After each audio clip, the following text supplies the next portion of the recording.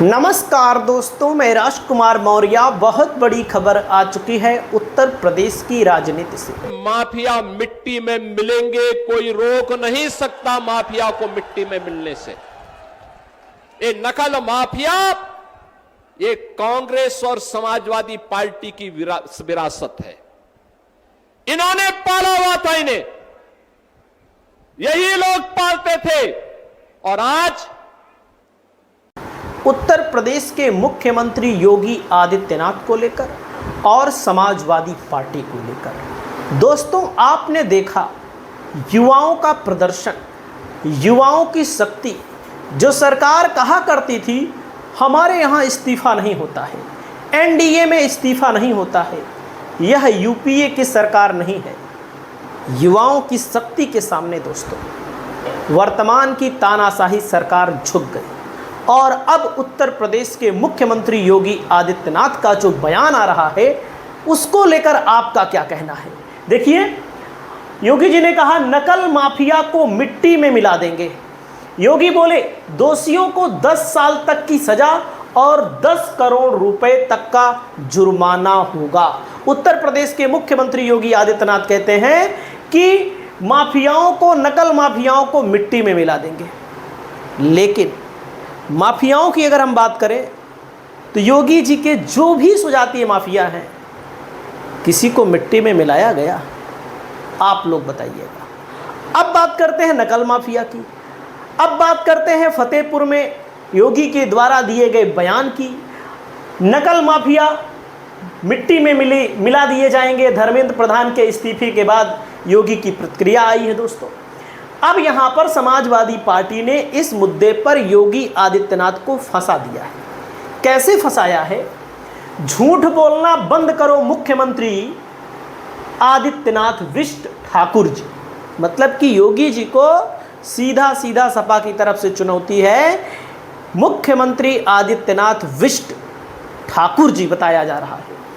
Paper leak mafia को अपनी गोद में बिठाकर उसके साथ पेपर लीक के माल का आपसी हिस्सेदारी करके पेपर लीक माफिया से माल खाकर मंचों से लफाजियां बघार रहे हो।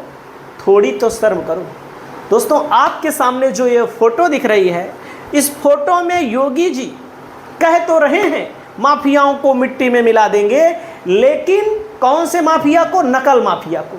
ये हैं विपुल दुबे, एनडीए के विधायक, बीजेपी के विधायक। कहाँ से हैं दोस्तों? ज्ञानपुर भदोही जिले की सीट है। ग्रुप डी रेलवे के पेपर लीक के आरोपी हैं।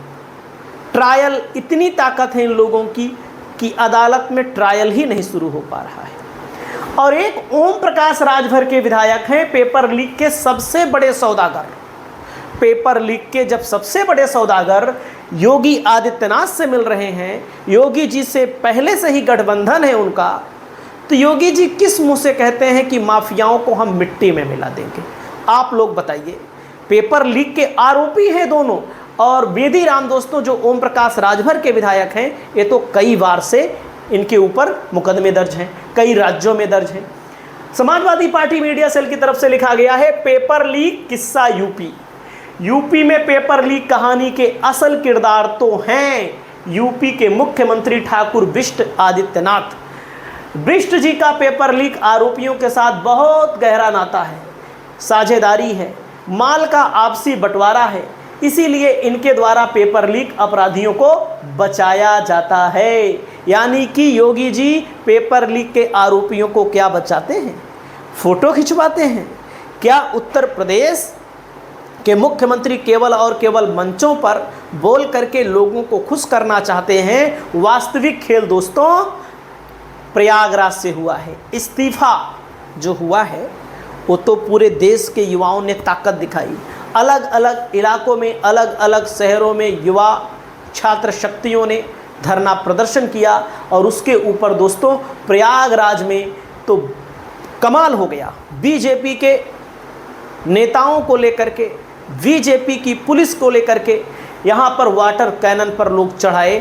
जिस वाटर कैनन पर नाच की जाती है पुलिस और जिस वाटर कैनन के माध्यम से छात्राओं को दबाया जाता है, आप लोग देख सकते हैं तो कहने का मतलब ये है कि बात करते हैं नेता बड़ी बड़ी, और जब बात करते हैं नेता बड़ी बड़ी तो जाहिर सी बात है कि ये नेताओं की मिलीभगत से ही, नेता के माध्यम से ही अधिकारी भ्रष्टाचार करते हैं, पेपर लीक करते हैं। अब खुद ही देख लीजिए, उत्तर प्रदेश के मुख्यमंत्री योगी जी कह रहे हैं कि भाई पेपर लीक के जो आरोपी हैं उनको बख्शा नहीं जाएगा।